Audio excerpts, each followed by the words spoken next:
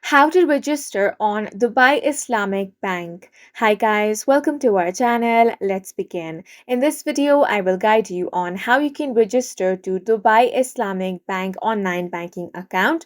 For this, you want to open the DIB mobile app on your device. If you do not have this app, head over to Play Store or App Store. Now you want to tap on the search bar. Here you want to search for DIB mobile app.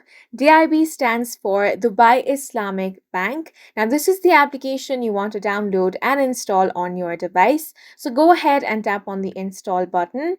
Once the downloading has been completed, it will be automatically installed on your device. Then simply open the application. Now it has two options over here, new customer or log into your account. If you already have an account, tap on log into your account option. Now swipe through all of this and tap on get started option. Next, you want to tap on the register option at the bottom of your screen. Go ahead and tap on that. Now you want to select any option over here. Once you do, the next thing you want to do is enter your card number. So go ahead and enter your card number over here.